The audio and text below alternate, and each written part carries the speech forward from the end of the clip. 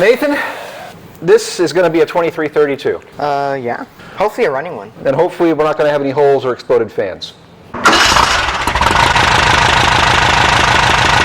Hi guys, I'm Sam. And I'm Nate. And welcome to the shop at JBugs. Nathan is now an employee of JBugs. Normally he's back in the warehouse, but this is a special occasion. Nathan's going to be my assistant. He's got better eyes than I do, and he's got a different perspective than I do. So he can keep me on track, and I can teach him, and he can remind me of times that I mess up. But with that, we are going to go through and start doing our top end on our 2332 for the EMPI Engine Battle 2026. Got all the rocker geometry verified and checked. We've got an EMPI GT7 camshaft in here, a similar grind to the Angle FK8. So fortunately, all of our rocker geometry, push rod length was almost the same. I did actually end up pulling out one rocker stand shim, so it's not the same, but close enough where our push rods will work. But now that we've got all that verified, we've got our piston to valve clearance verified, that we've got plenty of clearance. I did that with some clay. We've got plenty of clearance from our pistons to our valves when the valves are open.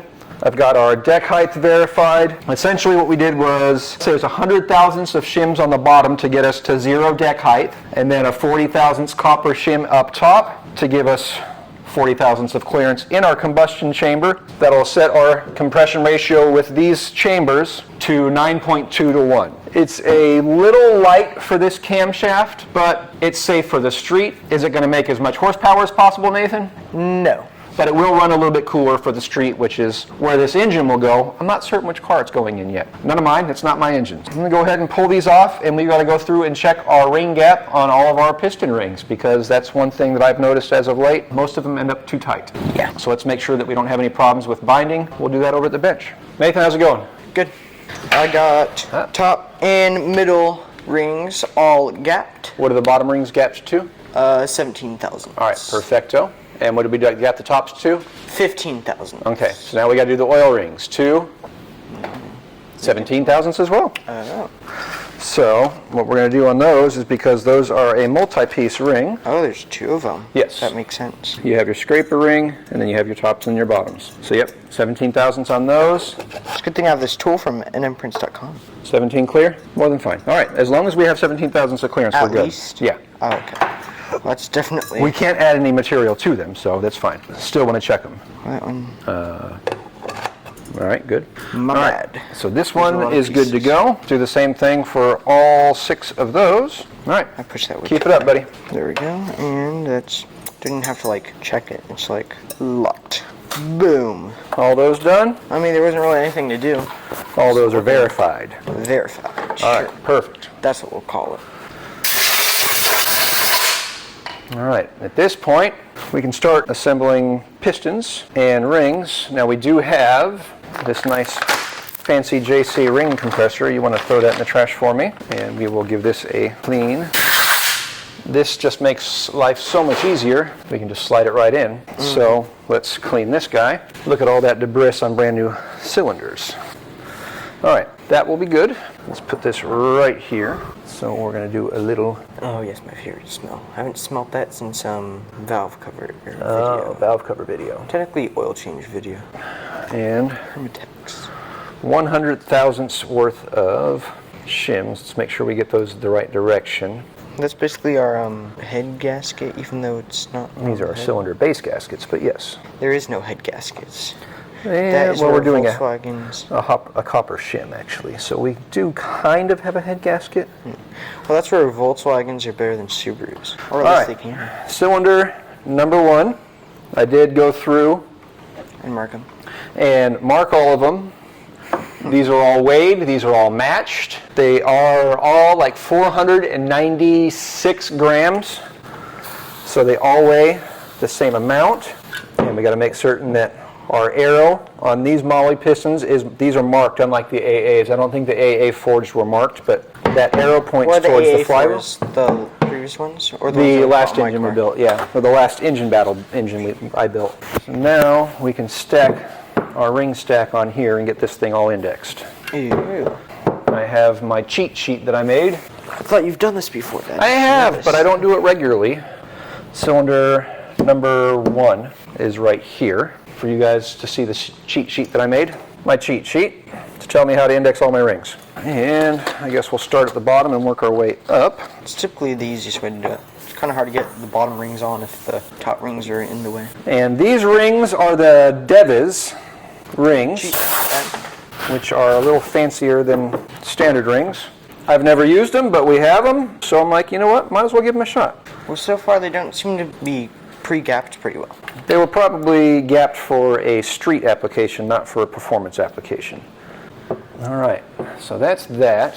So right there, that's going to go that way, because it's going to load that way onto there.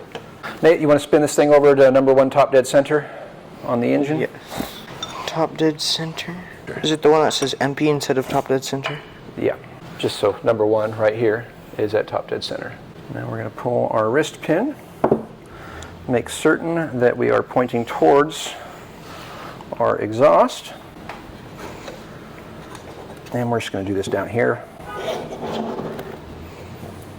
See, aren't Volkswagen just so nice? You just replace the whole top end, or like when that blew up, you just take it apart and then you just put the new one in. There we go. You don't have to do any machining or like replace a sleeve or anything. It just like so. God, that makes installing pistons so much easier. And then we need snap ring pliers to install some snap rings. Oh wow, that's funny how that works. Are you sure those are snap rings? Piston or wrist pin clips, technically, is what they are. Wow. Good, good. And what's the trick? Spin it to make certain it's in it. Oh yeah, I remember that trick. Now that There we go. it. And Spin it, twin it. that's from my bodyboarding days. And we're going to come over here. Would it have been easier if the wrist pin was on the other side? I guess not. Push that pin. What's the rule? You use the biggest sledgehammer you got? Biggest sledgehammer you have to do everything. You know what? Those are not needed for these style clips. We'll go grab these and that. Yeah, just needle nose. It's fine. Don't worry about it. Don't drop it into the edge. Good advice. Not to mention, you might want to lift the cylinder up a little bit. Kind of can't. No, never mind. Good job. And all right. And then schmack.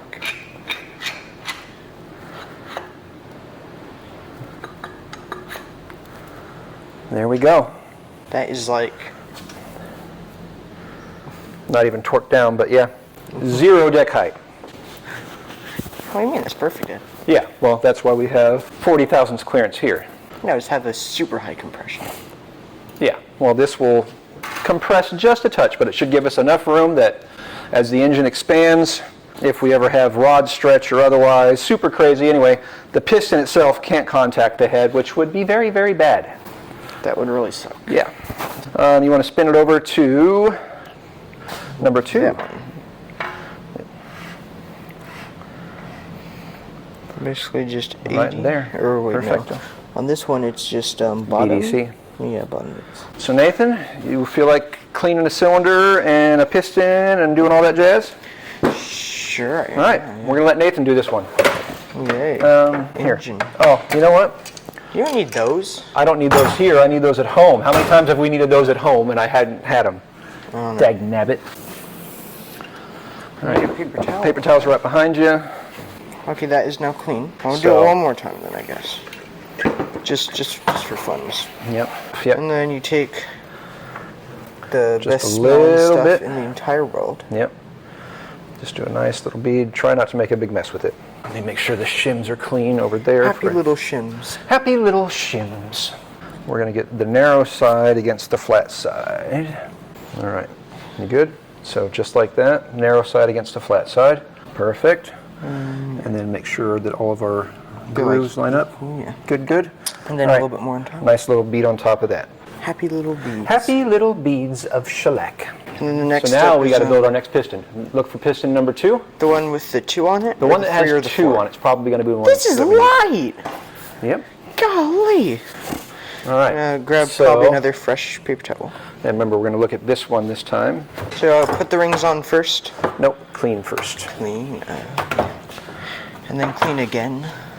Clean, clean some more, clean again. Clean the tops, clean the bottoms. Blow it off, wipe it down.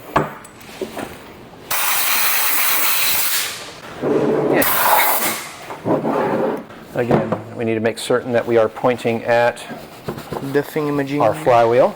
Then you have to go through and clean all your rings. Oh yeah, that's true. So you can just put them down on there, because that's covered in acetones. Already, yeah. Wipe them all down. I will start throwing some of this stuff away so we're not getting too messy over here. And that one's going to go with the gap at the bottom there.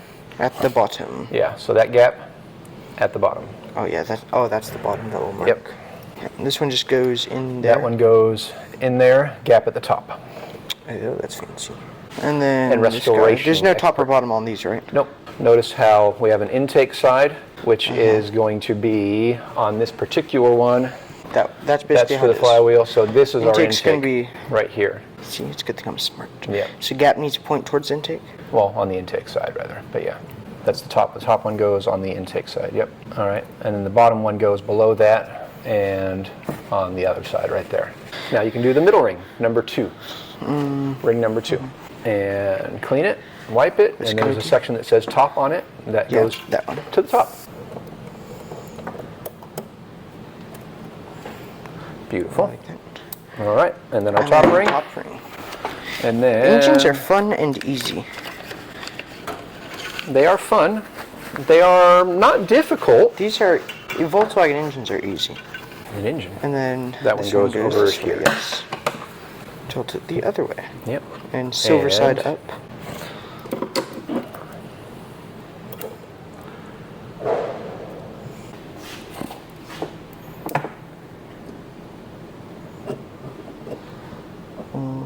Spin it. Spin it. 2 minutes. Yep. Spinning. All right. 4 winning. Goody, goody, goody, goody. Squirts of oil on the wrist pin and the cylinder, etc., on the top of the rings. Yeah, don't necessarily need it on top of the cylinder. That's just going to burn out the exhaust. All right. Now we are the right way. Yep. So we're probably going to get to a top end. Flip it upside down. Nope. Flip the piston upside down. Oh, that's a good idea. And put it in there. Just make certain. No. I'll put it in there. Yeah, make sure to go squarely because those rings are going to want to flow out, remember? Square. Push it. There we go. All right, just make certain, flip it up. Make sure that you're pointing towards the flywheel. Where's the flywheel mark? That way. All right, so that goes towards the flat of the cylinder, wherever the flat is, right there. Yep. That point towards the flat. And flip it upside down. This way, yeah. Make sure the arrow's still pointing that side because you kept it towards you. Yep. Yep. Put it over the top. Push down. All right, wow. Beautiful. Engine stuff. And a little bit too low. all right. And then now you can come over to our engine. You want to get your wrist pin. Oh, that's it's on the bench. The oiled one? Yep. The one with oil them on. first. Gently. Don't force it. And then flat side's going to this side. Figured as much. All right. And then feel around for the wrist pin. You mean that wrist pin? That wrist pin. And then get your next clip in. And then make sure our shims don't fall down. And make sure we don't drop that in our engine, Nathan. Yeah. You know, a good idea would probably be like wiping it down. No, like. All right. Putting that in the hole. Just in case. Pro engine building tips. With Nate. Stuff the holes. Because there is multiple places where they want to go. I think that's it. All right. If the spin it to win it. Falling down. Yay. I won it. All right. And pull those out again, and then real quickly push that down before all the shims fall out. Don't push it quickly though. You have to make sure that the cylinder gets pushed in place. Gently. All right. Beautiful. High fives. All right. Let's. Want to pull a prank on someone? Let's just pull their engine. All right, we can build this side of the engine. Number 1, TDC. Beautiful. Now we've got to get some pushrod tubes, which should be right there. We're just putting generic looking ones and some in? pushrod tube seals. I'm not putting the generic, those are stainless steel, dude. Is that assembly lube? This is some assemblies of the lubes. Are we also going to put aviation sealant on all the seals? Yes, we are. You want to start putting aviation sealant on the seals? Start with the, whatever side you want. Get that on there, nice and good. I'll wipe up the bores on that. If you're using one-piece pushrod tubes, make sure that the seams are up. I always like to twist them to make certain that our sealant or grease or whatever you use has a nice even coat. All right, so we've got pushrod tubes in place. We've got our copper cylinder head shims in place. Make sure there's nothing else we're forgetting. We're at top dead center, not that that matters on that. All right, you want to help me line up all the thingies. the tubes? Right there, boom, perfecto. It's weird, they kind of like point. At an angle, yeah. Yeah, not straight. And now we'll grab our pushrod tubes and twist them here, just to make certain that sealant is nice and sealy. Oh, that's definitely sealy. Weld seam up. Let's get some head studs stuffs, get that ready to go. You want to grab some spark plugs here, Nathan, right here? And we're just going to cap off our combustion chambers. These are my favorite. I love NGK spark plugs. NGK spark plugs, Nathan approved. My favorite. Just try to make certain that nothing goes down inside of our cylinders. Yes. I need 1, 2, 3, 4, 5, 6, 7, Dad, I just bagged those. All right, and then we also need 8 nuts. Yeah, but that was a year ago. That was 2 years ago. Dang, it's been 2 years since the engine battle? Yep, and go through the little drops of oil in here, and just a little drop on those there. You can put the washers on there. Oh, here, grab 4 washers. I was gonna say, what washers? A little dab on there, dab on there. Put on our nuts. And that's gonna be a fun one to get on, because those studs were cut. Oh, yeah. Oh, so this case is the old case? Yep. Oh, so that's the why. old crank, the old connecting rods. I was gonna say, so that's why we didn't have to build all that? Yep. Well, I thought we were already gonna built do that long ago. Built that like years ago. 2 years ago. Dad, where's your torque wrench? I'm just getting them snugged. Nope, we're gonna get the torque wrench out for these guys. We're just getting them. And also the torque sequence too, Dad. The cylinder heads, 18 foot-pounds. You gonna torque these things or what? Sure. Although, do I have my head torque sequencing guide over here or not? If not, it's just like middle, bottom, left, middle, top, right. All right, we're gonna go to 8 foot-pounds first. And it has to get up to like 16, what was it? 18 foot-pounds. 18. I wanna make sure that's clicking first. It's a ratcheting one? Yeah. How fancy is that? All right, where's your phone? What turned off? Why did you turn off?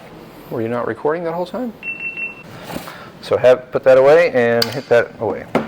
So this is final? Yep, 18 foot-pounds. You go. Oh yeah, you don't have to. This would be helpful for doing bead locks. Yeah. 1. Unless you're grandpa and you just tighten it. Yeah. Grandpa just doesn't care anymore. Actually, technically, we kind of did it, right? 2.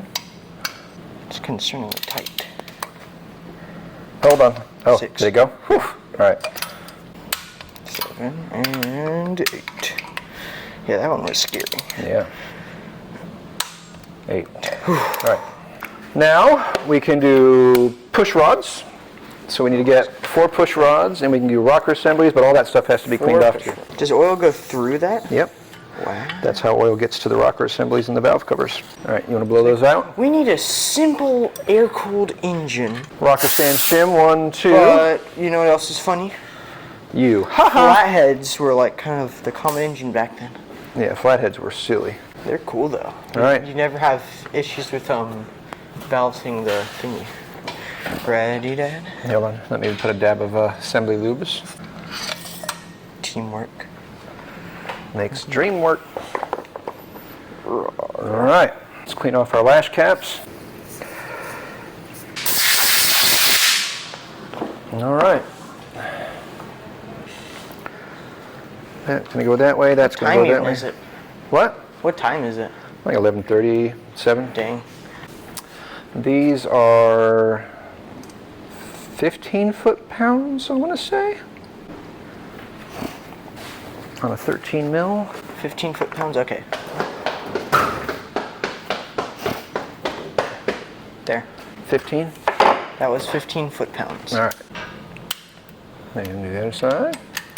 And click. Cha-ching. Double check.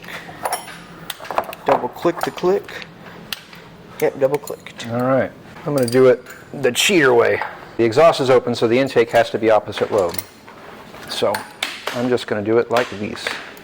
Oh yeah, just in the valves. And technically I already did on this side because this is the last side that I checked geometry on, but I just want to double check. Doesn't hurt to double check, that's for darn sure. Perfecto.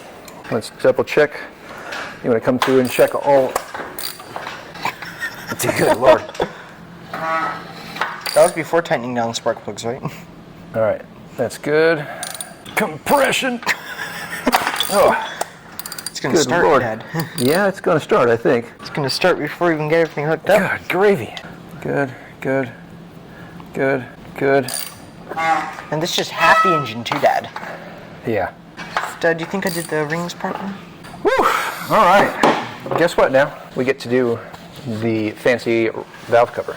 So we will get that over here, get it cleaned up. That's too much play for a ball joint. Or it has too much play for a valve cover. It's too dirty, Dad. I have to clean it first. Yeah, yeah. You need to put on cotton gloves to put it on. Pretty much. Air And walk hose. down the red carpet. The crowning glory on this side of the engine. Chow. Yeah, we didn't oil the ball joints. Yeah, sorry, I have to replace the valve cover ball joints on my engine today. Can't hang out. Beautiful. Yeah, that's actually a cool looking engine. I like all the black and not like all the red fancy stuff that people typically do. Yeah. They typically paint up, they get all the red parts. All right, Nathan, we've got this half done. Yeah. That looks pretty darn good. It's building some excellent compression. Of course, it's got oil in the ring, so it's to be expected. These valve covers are amazing looking. Very, very fancy looking. Yeah. We're going to stop, have a break, have some lunch, and then we'll be back to put together the other 1166 cc's on the other side. Yeah. That's 1166 cc's right here. Yeah, per side. Per side. That's a stock 1200 right there. Yeah. That's a lot of displacement. Double. You could just have just this side. Just disconnect the other. Just run half the engine. It's fine. We'll be back in a bit, and we're going to finish up the other side of this long block before the end of the day, hopefully. Yeah. Catch you guys in a moment. All right, Nathan, we're back from lunch, and wouldn't you know it, I forgot something, didn't I? Yeah. Yeah. Cylinder cool tin. That thing right there. So we're going to assemble the bottom side just to get the engine sealed up for a long block. Then we're going to flip it back over, and I'm going to temporarily pull off the head and put the cool tin in. I have a habit of forgetting this. I've done it a lot of times, but guess what? It ain't that hard to put back. It's just 2, 4, 10 bolts, and we'll get it put back together. Learn from my stupidity. Again, I'm not an engine builder by profession, but I can build an engine. So yeah, Nathan, you want to start cleaning up pistons and cylinders and rings? Nathan and I are going to tag team a lot of the stuff here. I'm going to let him do the piston assembly and rings and all that stuff. I'm just going to clean up some of the hardware and get it all ready. Everything we did here is the exact same as the other side, except we're not going to forget our cylinder cools here. Sound like a good idea? Yeah. All right, let's do that. All right, this time, Nathan, we're not going to forget the cool tin on this side. How do you install it though? You just put it into between the fins of the cylinders. And then you push it. Wow. Just like that. Yeah, well, you only need it on one side anyways, right? Yeah, pretty much. Only half the engine needs to All be. right, I don't know at what point the camera stopped recording on our GoPro. My battery went dead. I have new batteries on order. I haven't used the GoPros in forever. But we have a 2332, Nathan. Yeah. It's done. 2332. Now we need one for the Baja Bug. Oh, yeah, yeah. I still have to pull this head off and put in the cylinder cool tin that's up over there. It's 138. We can actually do that today real quick. But again, with the GoPro dead and my phone dying, I'm going to do it right now as soon as we're done talking here. All of 20 minutes later, Got the cool tin back in place on both sides now. To wrap up the day, I guess, we're going to put the sump plate on. And we're going with a deep sump to get the extra oil capacity. So we got to get a gasket here, and then we can do our sump, and then tighten that down, and then put our sump plate on with our oil suction tube. These sump plates don't necessarily come with washers. I pulled that deep sump 2 years ago, forgive me. I can't remember if it actually came with one or not. Came with what? 1, 2, 3 came with standard washers or not. But I definitely there's recommend. copper ones right here. Yeah, those are for the sealing nuts up top, not for the bottom side. What about the gasket? Where's the gasket? Gaskets I have in this top drawer over here, bud. Might be kind of helpful, huh? Definitely so. Yeah. Definitely so. Which one are we going to go with, though? All nutted on the inside. Or the cardboard looking We're one? going to go with the German one. God. Both of the German ones? Yep. I want to put some sealant on here, Nathan, because this is never going to come off, or at least not for a long time. You better hope so. Inside the studs, I actually put nuts in place, and additionally, I welded our sump plate pickup tube to our oil suction tube. So there is no chance of any air getting pulled in up here, because this is welded, and I actually pressure tested this. It is 100% sealed. All right, and let me clean up everything on the bottom side here, because this thing's been sitting forever. That now has stuff on it. Okay. Both sides? Yes, both sides. All right. It now should not leak out of any sides. That's good there.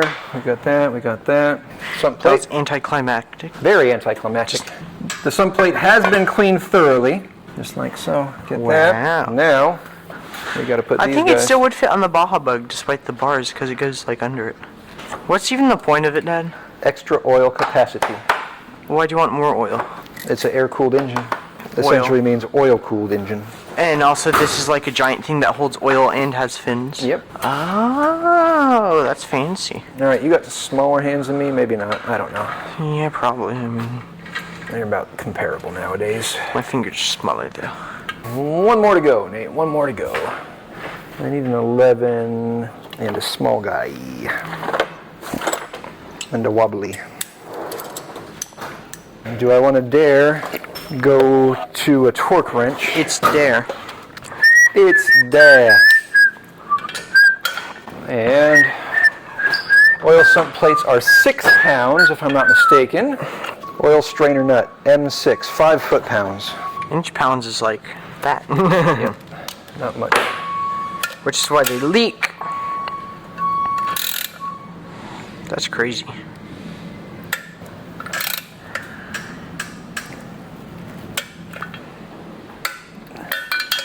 We're going to use the Gene Berg line of why would I want to stop oil from getting to my oil pickup. There should be 6 studs over there, Nathan, are there not?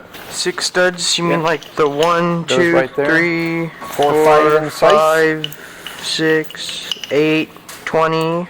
20, yep. That many? Do they stop threading in at a certain point, or do Hold you on. just have to know when to stop threading it in? And no anti-seize, because you want it to seize in there. Half a thread, the way that the Triton spark plugs are. And then you just kind of feel until it's at the bottom. Yep, not only that, but we have to put the sump plate cap nuts on the top, and those have to be able to bottom out. Are we actually going to clean? Oh yeah, you already did clean the sump plate, didn't you? Yep. Am I going to clean the thing that I just cleaned? Yes. But we only have 5 copper washers. Well, we'll have to get some more. There's a lot of stuff here. Can't wait to see what car this ends up going in. It's just probably going to be another at least 2 years until it ends up in that car. Unless it's Little Beans, because then it's going to be like 2 weeks. Or maybe even 2 days after the engine battle. Or maybe the Super Beetle convertible, because that definitely needs all 160 horsepower. I mean, honestly, a fast convertible would probably still be fun though. Convertibles need to go fast too. What? Convertibles need to go fast too. Man. God bless it. Dude, are you kidding me? Just I hate cheap hardware. Did that seriously strip out? You know, someone tell the Germans to make us some more hardware. You need to use some damn bolts. Dad, you know what? That's a great idea. I think we should go find some 8 or 6 mil bolt. Do we have bolts of that size here anywhere? Little beans. Little beans bins? Little beans bins. Oh, these ones would look good. 1, 2, 3, 4, 5, 6. They're like 4.5 millimeter Allen. Are they going to be long enough? Plenty long enough. All right, sweet. Those look fancier. All right, hold on. Let's switch out to the smaller washers. Just a lot more fun than labeling. Seeing as we don't actually have to pull this sump plate off to clean a screen, it's just draining the oil. Is this the fanciest engine that you've ever built? It's certainly the biggest engine I've ever built. Well, you've never built a 2332 before? No, What's the biggest engine previously? 2234. That one? Yep. So it's like when you have them, when money isn't an issue, you get to build big engines. Yeah. It's kind of weird how that works. Well, at the end of the day, building a performance engine, whether you're building a 2332 or anything stroker, it's the same cost. Yeah, it's just Because a stroker crank is same cost as a stroker crank across the board. So with that, Nathan, clean this bad puppy up. Next step is flywheel. What time even is it? 2:30. Oh, so we have 30 minutes to put on a flywheel. Yep. And then go wash the convertible. All right, so here we go. For this guy, new flywheel seals up there. All of our dowels are still in place. You mean that guy? That's the one. It looks like a thingy thing. What's a thingy thing? The thing, yeah. Oh, the thing that it is? I guess we'll do it in with the little assemblies of the lubes. Just put oil on the stuff that's supposed to hold oil in. A little on the inner diameter, a little on the outer diameter. And give that a old tap snapperoo. Oh, it goes in that way. Brass hammer. Using a brass hammer just to not use the brass plate. You still tapping on that? Yeah, buddy. There we go. That's in, like Flynn. Now, flywheel time. Yep, that's in there. All right, one monster flywheel. Drilled though, at least. Is that just to balance it out? Yep. Crazy to think that isn't balanced. Or it wasn't balanced. 70 foot-pounds, Nathan. Yeah, You want to set our torque wrench to 70 foot-pounds? Sure. All right, well, you want to put some thread locker on these bolts Sure. and figure out what size Whatever the heck that thing is. 12 points it is. That's a weird looking bolt. It's a 12-point bolt. I need to find the flywheel lock. Supposed to like. All right, that's that. All right, let's get them all threaded in.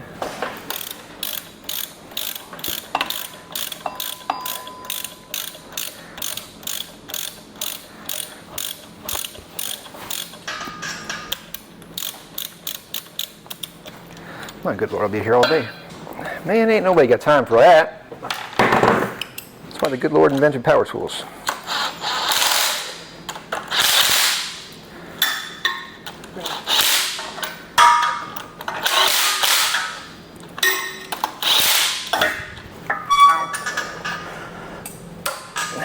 Wow. Easy. It's so annoying how it's like almost there in all of them, and the last one's like, Nope, not gonna do it. yeah. All right, Nathan, we got ourselves officially a long block now.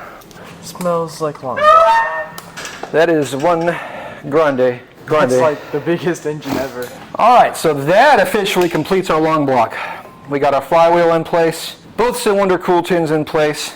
We've got some nm-prints.com block-off plates to prevent anything from dropping into the engine while it's sitting here.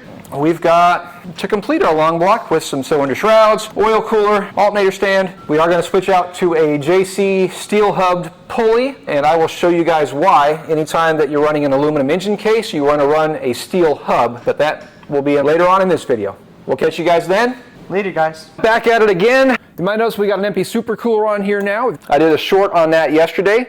It's a brand new EMPI Doghouse Supercooler 98-1189-B. This does fit Type 3 and late model Type 4 applications as well. Let's open this thing up and see what's in the box. Hardware and seals, a Hoover bit, and one supercooler. These things are Cerakoted. They have a billet CNC top cap and a bespoke bottom plate. And there is that oil pressure port where you can install an oil pressure switch, or you can install a 10x10 threaded temperature sensor for an aftermarket gauge. And they feature a bar plate construction that offers 10% more cooling surface than a stock oil cooler. We're going to get this thing set up and get it installed on our 2332 engine. I've already gone through and rinsed this thing out once. I'm going to rinse it out one more time. A little medium strength thread locker, and a sealing washer, and this is a 5mm for the 10x10 threads. This hoover bit won't sit flat because of the weld, so EMPI includes 2 washers to use the spacers before installing the long bolts with washers, and then that we'll install with 2 oil cooler seals that are included. Install a washer on the lower stud and an eye lock. We're going to torque our hardware to 5 foot-pounds. And at the engine case, we'll install 2 new seals.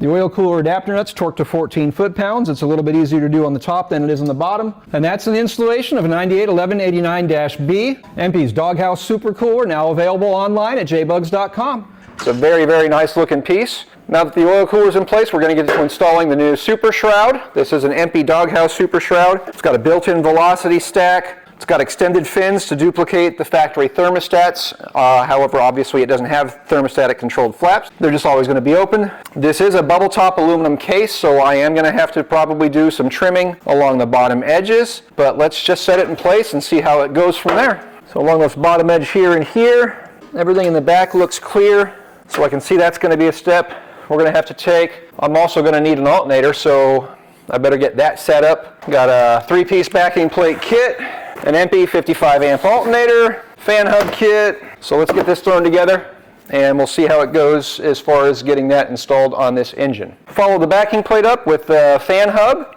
Note it does have a squared off edge on one side and is fully round on the other. Squared off edge is going to go towards the back side.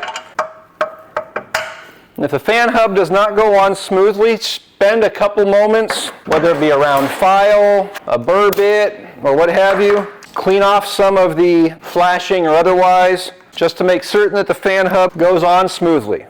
That's just because machine tolerances, all new products, all different manufacturers that don't have quite as good as variances as Volkswagen's originally did. That's just the way it is, unfortunately, but a few moments can make all the difference between getting parts together smoothly and having parts struggle. With a little bit of test fitting beforehand can save you a lot of struggle later. Also make certain before you put the hub on that the collar is in place, and make sure our keyway is in place. Actually, let's make sure our keyway fits the groove.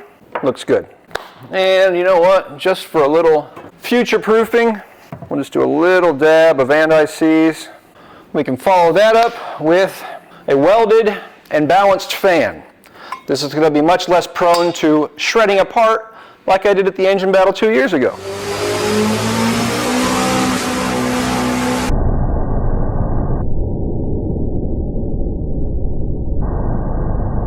I'm going to pull off the NM Prints block off plate and set in our alternator stand, complete with EMPI oil filler breather. And let's see about where our shroud lines up. I'll be dang, it's not much. Not much at all. Let me bring you in. Out of the box, we've got a small gap right there. That small edge right there, we can drop that down just a touch. The same thing back over here, but our gap on the alternator is not bad at all. Pretty good in line with our hoover bit. And actually, I'll just come over here. Some engine cases we tested also require the bottom ridges to be trimmed back slightly or flared outward with a set of pliers to better clear the engine case features. So they actually note it right here and right here that the shroud might need to be clearanced. So EMPI is aware of that. We're going to follow those instructions. And with a flap wheel on a grinder, we're just going to come back and clearance those bottom edges just a little bit. Just a couple edges, clearance down right here, here, here, and here. We'll see how that does.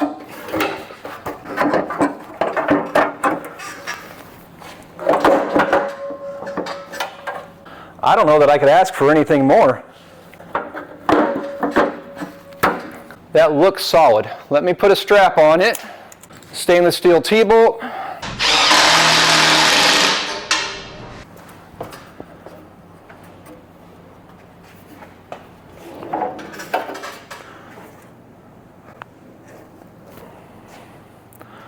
How many fuel gauges? I don't know that I can get that any further down in that saddle. I want to put some fuel gauges in there and see how much room there is. Because visually, it looks like there's some space that it could go down.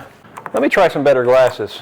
On the back side, I don't think there's any. Let's 7 thousandths in there. I can only get it in that far. I'm going to call that secure. So with this clearanced and ready to install into some cylinder shrouds, I need to get some cylinder shrouds fit.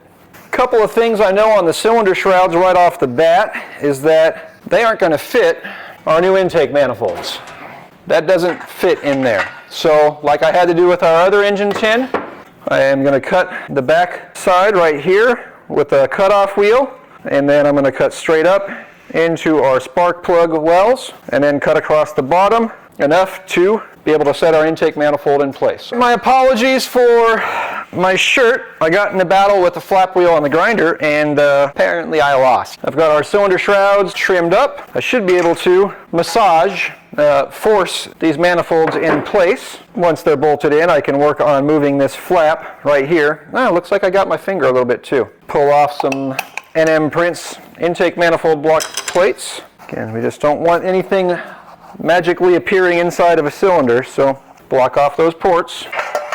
I would like the shrouds to slide that way a little bit, however they're going to run into the head, and without any bottom tin in place, a breastplate, etc., it's going to be kind of hard to do anything with these pieces. But you know what? Just for the overall look of it, I'm going to put a rear engine tin on and probably just not going to put a breastplate in because we have this block off plate here. This shroud looks like it's in good position. Let's put a couple screws in there. Eventually I'm going to run stainless steel button heads like I like to use on everything. However, for the moment, we're just going to temporarily use standard shroud screws. That's still bleeding pretty good. I should probably get a Band-Aid for that, but I ain't got time for that. You know what I got time for though? A little bit of masking tape. I think about masking tape around here, I'm sure. Let's make some room for some fun. Ever so gently massage that out of the way, and looks like I was going to need some more persuading. Let me get the persuader.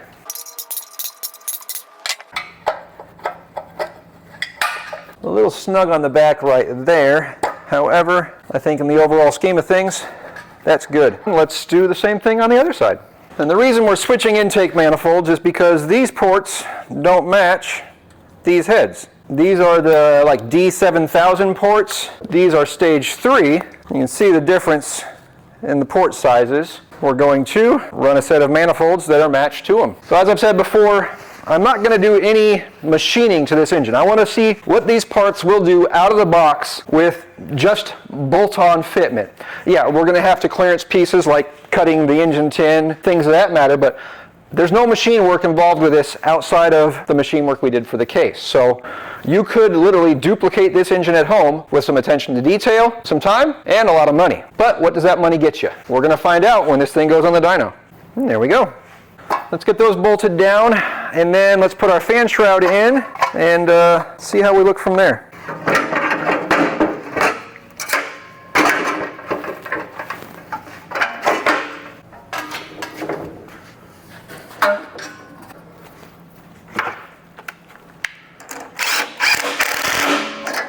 The gap at the end here isn't out of the ordinary because this is a stroker, so these heads are pushed out further than normal. Same thing over here. And I think once I get everything fit here and some gentle persuasion, I can probably get the top of these pushed over. So I'm going to work on that. Let's do some massaging around this exhaust port.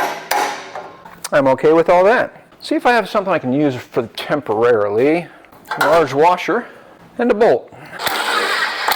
And same thing on this back side over here.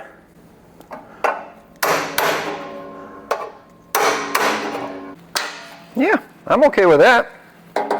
Let's do the same thing on this side. One step closer.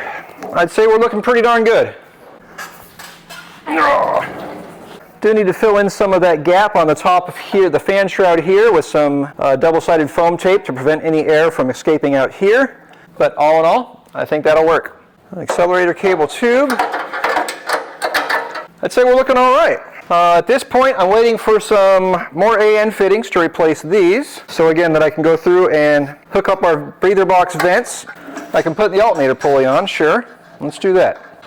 This is a 169706 billet aluminum black alternator pulley from EMPI. Make sure that keyway does not come out. The pulley uses the 169709 shims and a 169708 nut. All right, let's get rid of some of this trash. JBugs.com here with a quick tip regarding aluminum pulleys and aluminum cases. I could not believe that this was an issue until it happened to me. So what happens is probably the heat from the crankshaft, the harmonics of the engine, the flexing of the crank will just cause this aluminum to swell up ever so slightly. We're talking a couple of thousandths of an inch. However, that makes all the difference between this aluminum pulley hitting our case or not. And right now, it slides on by hand. I can see a gap in between the pulley and the case. However, it's obviously contacted. We don't want that, so we're going to swap out to a JC built aluminum pulley with a bolt-in steel hub. This is part number JC8605-0. It's a 7-inch pulley, 360-degree timing marks, and this is going to be a great choice to run with our aluminum case on our EMPI Engine Battle 2332. We'll get this bolted on. You can look for this online at jbugs.com. Pardon the mock-up here. I've got our header in place so I could mock up our oil filter adapter. Make certain that it is clear of our valve cover. I just used some head nuts as spacers in between that and the bracket, along with some longer exhaust studs. All right, I can't remember what I did versus what I didn't do versus lunch versus now. I think I changed out some exhaust studs. I've been mocking up my oil filter mount and all that stuff. At this point, I don't see any reason why I can't install our exhaust. So I'm going to get that going. This is a blast from the past, much like the bottom portion of this engine, short of the new cam and a new oil pump. This is our 1 3/4 exhaust. However, we'll need some gaskets so that I can mount the exhaust. He shoots, he scores! Just kidding, I missed. And using some high clearance 10mm flanged 8x125 nuts to hold the exhaust on. These are nice because you can just use a 10mm wrench or socket, and much easier to get in tight spots on big, large diameter exhausts. Now that our exhaust is on and our oil filter adapter's on with fittings, we've got 1-8 oil feed line to go from our filter back into our engine case. We're clear there, we're clear there. Let's get my line wrench. Just got to get our feed line from here to here. I'm out of straight fittings at the moment. We've got those coming in tomorrow, but now we've got Memorial Day weekend in between, so I'll be back to that after Memorial Day. I'm debating whether or not I want to repaint these engine tins. Oh, I've got a matching upper pulley coming. I just figured that 5-spoke plus a 5-spoke. It'll look cool. I'm going to do some painting detail work on that to make that a little bit more poppy. Yeah, I guess I can throw on our exhaust, or a muffler rather. So I've polished off the burnt pair of shorts. All right, getting closer. I guess to call it a day, just gonna mock up the carburetors. Actually, I'm running late. I better start cleaning up here momentarily. At least I'll throw these spark plugs on to prevent anything from falling into the heads. Got some NM Prince block-off plates on the intake ports to keep anything from falling into the intake ports. Next week, time allowing, I might come back and paint these cylinder shrouds now that I've trimmed everything up on them, just to cover up the bare metal on the edges that have been cut. Other than that, I'm working on maybe some graphics for the front. We'll see what time allows, and we'll go from there. I'll catch you guys in the next part. Hello everyone, don't know where we left off, but we are getting down to the nitty-gritty on the assembly of our 2332 EMPI Engine Battle build. Just picked up our engine tin from getting powder coated. Shout out to All Valley Powder Coating in Phoenix. I dropped these off Thursday last week over Memorial Day weekend, and I picked them up yesterday, which is Wednesday. So basically a 5-day turnaround over the course of a weekend. This was the most important piece to have powder coated because we had to cut this hole for our oil pump return off of our full flow fitting. It's nice to have everything powder coated back to looking good. I'll get that mounted, and then I will reveal the fan shroud once I get a couple more pieces bolted on there, because got something special I did there. Turned out all right. Let you guys see what you think. Oh, one more thing you may have noticed is Nathan painted up our cover for our breather box oil filler. I thought the silver was just too much, but I didn't want to go all black. And then Nathan decided, hey, we have some nice paint markers. I can paint it blue on the EMPI globe and then black everything else. So that's what we did right here. And then just shot a clear coat over it to give it a little extra kick. So here's the big reveal. I had some orange sticker vinyl left over from doing some door decals on Nathan's Baja Bug way long ago before it was ever painted. What if we just threw together some graphics and JBugs and the engine size, because everyone asks, oh, what size is the engine? Well, it's right there. The orange and the Phoenix, when we first started rebuilding this engine after the engine battle, we kind of used the Phoenix rising from the ashes. So got that. EMPI Engine Battle World Cup 2026. I think it looks pretty cool. It's unique. What do you guys think? Let me know in the comments below. Anyway, I'm going to get back to working on this thing, and next step is some shroud spacers to install in this little gap that's on both sides of the engine because it's a stroker. So EMPI actually sells 169511-0 shroud spacers. These are aluminum. I'm going to see if I can get them in, and we'll go from there. Just like so. And there we go, the fan shroud spacers installed. And we installed those, of course, because our stroker crank pushes our heads out further so that there would be a gap here at the top of the cylinders. But now we've got all of our engine tin in place. I'm going to go down and strap down the alternator, or tighten down the strap. And then I guess I'm going to start getting the carburetors mounted. Pull off the NM Prince block-off plates, pull out our paper blocks. The manifolds come with gaskets, seals, hardware. You can see how big those ports are compared to stock. Much more flow. And I've got this carburetor mocked up with some JC billet aluminum velocity stacks and stack filters. Hopefully this will prevent anything from dropping into a cylinder, because we know what kind of damage that can do. I'm going to get this side bolted on, torqued down, and get some washers. And those things are so big we can't even get washers in there. Hopefully I can get these flange nuts in there. Fortunately, the flange nuts have a built-in washer of sorts. I don't know why I'm wearing essentially two pairs of glasses. These are my close-up glasses, so those are just my fancy readers. Oh, you know what? I forgot grease on those paper gaskets.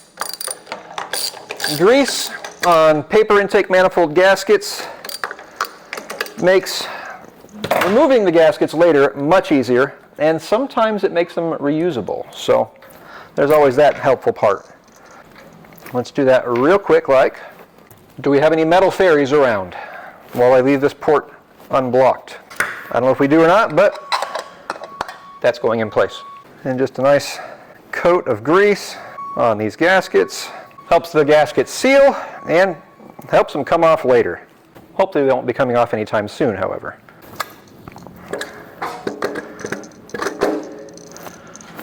Like so.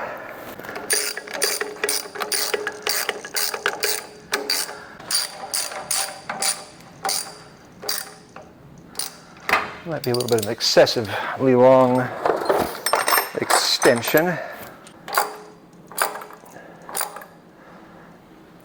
That feels like about 14 foot-pounds.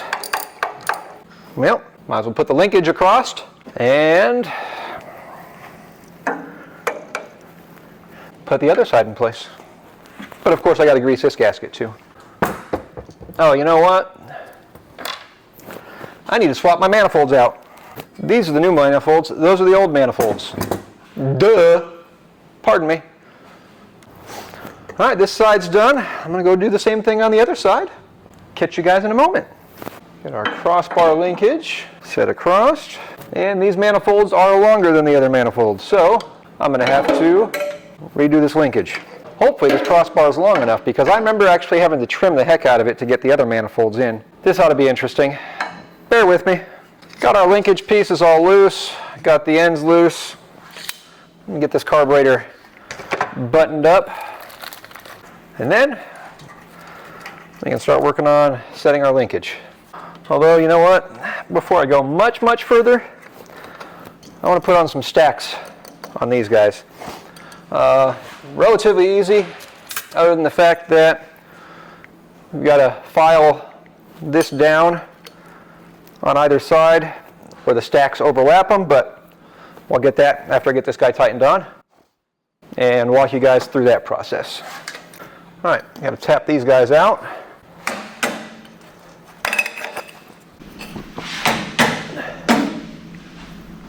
So filters, JC 4559-0, JC stack filters to go with our billet tops. So with that there and there, just mark this little brass plate where I need to clearance it. I'm just going to ever so slightly kiss those edges down. Before that, I'm going to bolt these stacks on and put the filter caps on because, again, we don't want anything dropping in. All right, that's that. Since we're living dangerously at the moment, let's make certain to get some filters on. And the billet stacks are available in silver, black, blue, and red. Part number for the silver is JC4448-0, and again, these are available online at jbugs.com.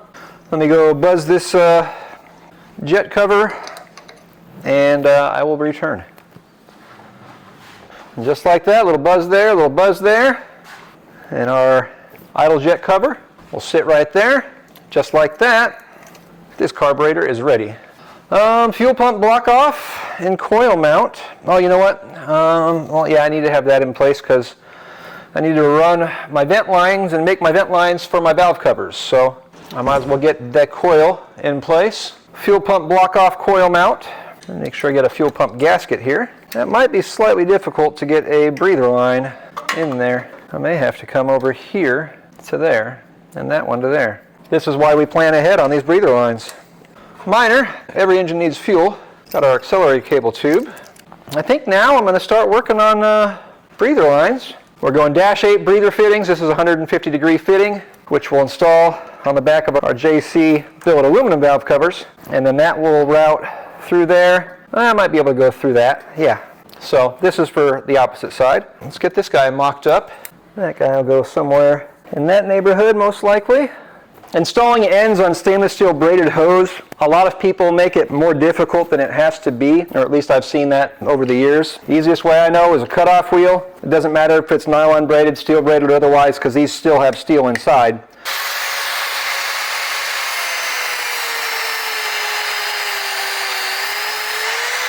Let me get my air hose, blow that out real quick. We're going to take our fitting, and it's got an edge on the back of it. We're going to spin this on counterclockwise until it butts up against the back edge. And note, I do have some aluminum soft jaws in my vise. I'm going to back that right to there.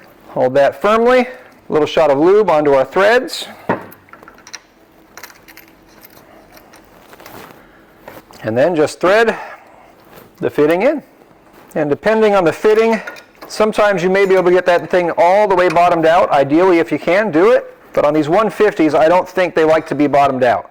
And I don't want to push it much further, so I'm going to leave it a little gap, level out our flat surfaces. There we go. AN fittings installed. Even with our aluminum soft jaws, we got a little scuff on there, but life goes on. I can take this and get half of it installed in the engine. The other half I've got to wait until we get that 1/4-inch MPT to -8 fitting for the bottom of the breather. But let's get back to the engine and test fit this thing as much as we can anyway. So by pulling the coil out, I'm able to route my line back through there. This will install to a fitting on the bottom of our breather box there and run out and down around to our back valve cover here. Just like that. That will give our breather line a place to connect to.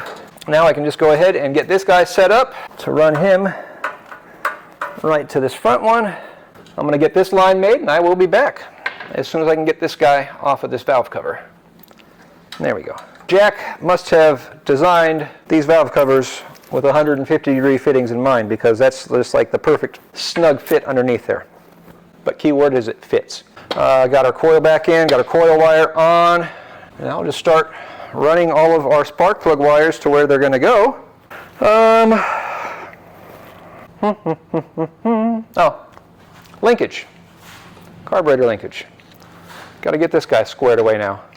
Let's put a little grease on our ball sockets and start doing some cleanup on the back side here. It's getting a little messy.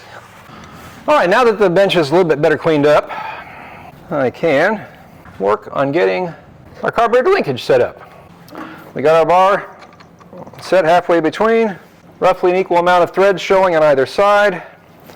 I'm going to work on getting our arms straight up and down as much as possible so that this is a straight shot on both sides. These arms to be the same length and both of them sitting at the same position on the carburetor.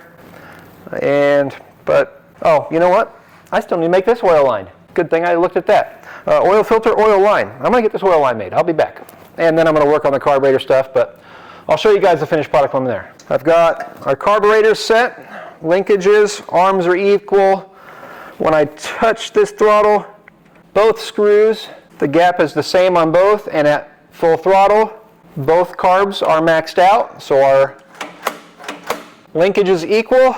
These carbs ran well last time we ran them. That was almost 2 years ago now. They should be relatively dialed out of the box, even though they're not really out of the box at this point. They've had some work done to them. Forgot what jetting I ran. I'll have to go back and look at my notes. Other than that, I need to hook up some fuel. I need to put a lot of oil in this thing, and I need these two fittings down here so that I can put oil in without it draining out the bottom of the breather box. I must say that's a pretty dang good looking engine. Wish I hadn't have put that 2332 right there. I do have some other ones. Maybe I'll put JBugs over here and 2332 over here. Maybe I'll do that.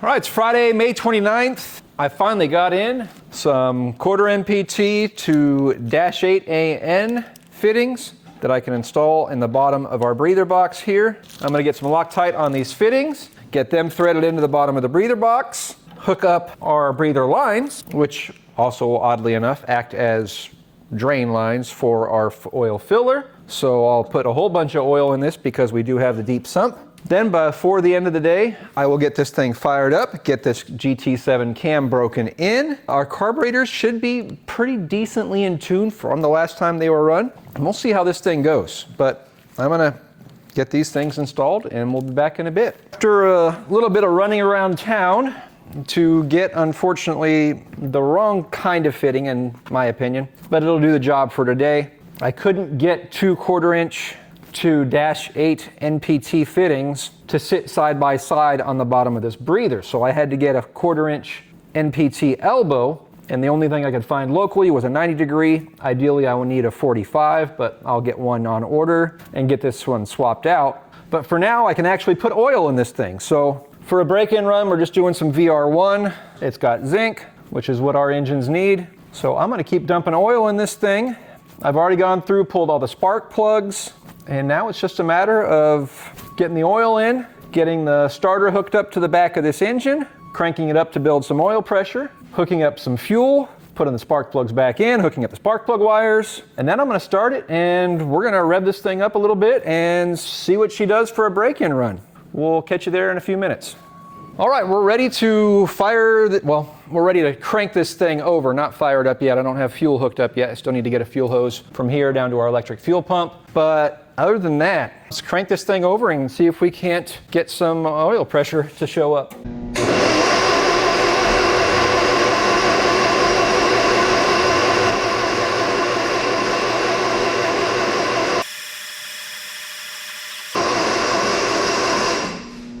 We have oil pressure. All right. Now, I'm gonna kill our battery jump starter, throw some spark plugs in this thing, hook up some fuel, and I'll be back in a few minutes again. Hold on. Buttoning up the spark plugs and kicking off my fuel pump wire. We are about ready to fire this thing up. It's gonna be a little bit harder to crank now that it's got spark plugs in it with all this compression, but we will see how it goes. Let's see how she does. Fuel, no. Ignition, no. Wow, this thing's gonna be a little hard to start, I'm guessing. I mean, not that that should matter a whole lot, but, well, either I need a high torque starter or a better battery. Hold on for a moment while I try and find, hopefully we've got a high torque starter. Attempt number 2, now with a straight J-tube, thanks to my esteemed colleague, Dan Marino. He noticed that was not straight and that wasn't tight. So that's good now. Got a high torque starter on. Let's see.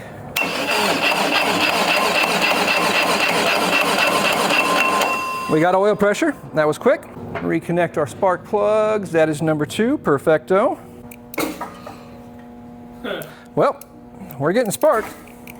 We got fuel as well, by the sounds of it. We've got fuel, we've got air, we've got spark. Whew.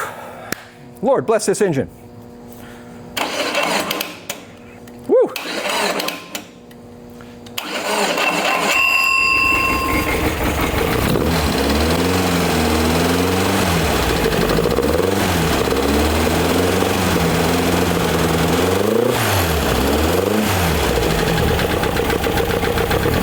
the fan shroud.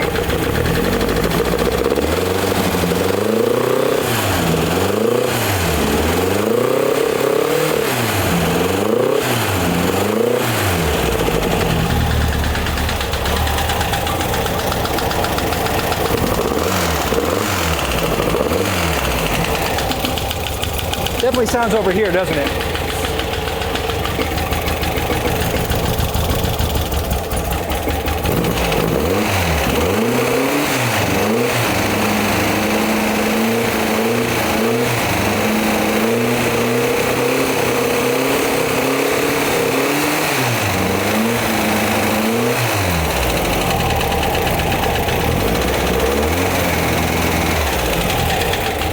Definitely did not expect that much oil smoke still.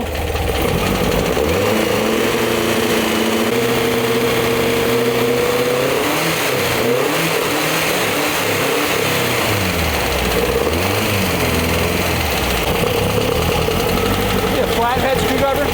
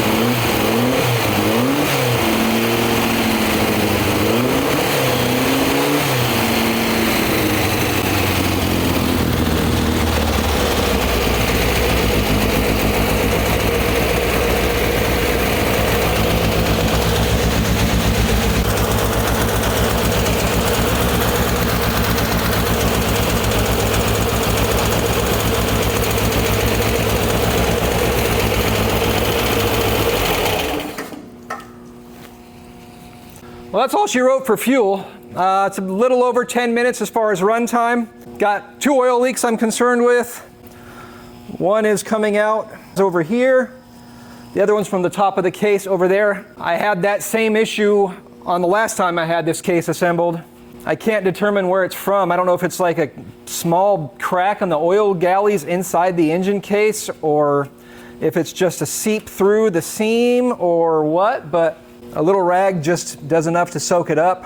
I am going to pull this apart on the top side, take a look, see if there's anything I can detect. The leak down this cylinder over here, I can't determine what that's from. It doesn't look like it's coming out of the push rods. I'll have to figure that one out as well. I do have some valve train noise on that side of the engine, so we'll definitely have to take a look in there. Once this thing's cooled down, we'll pull that valve cover off. You know what? I don't need that fuel pump running empty. It's a little smoky. I did put in Devis piston rings, which are supposed to seat quicker than stock Mahle rings. That might be some of the issue there. I'm pretty confident Nathan put all the piston rings in correctly, so that might just be part of the break-in process on these rings. I can't run this thing and really load this engine, especially on this stand, so free revving it is not the best thing.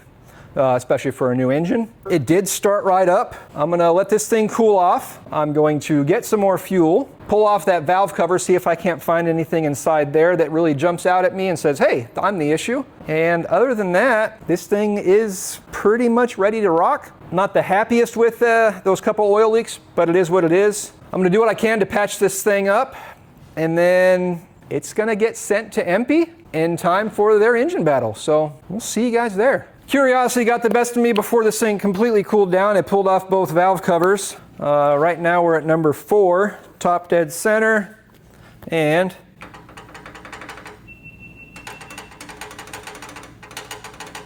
extremely loose valves.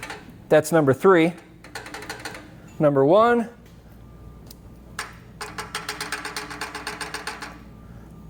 Loose exhaust.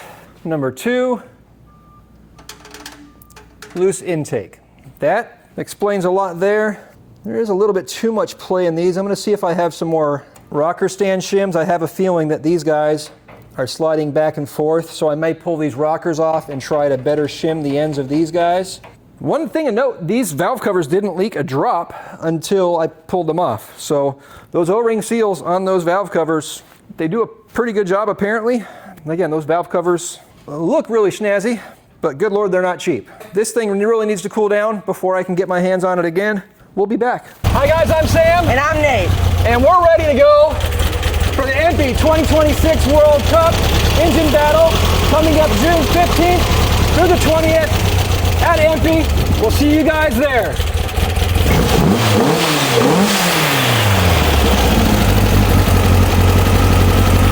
Almost flipped the stand over.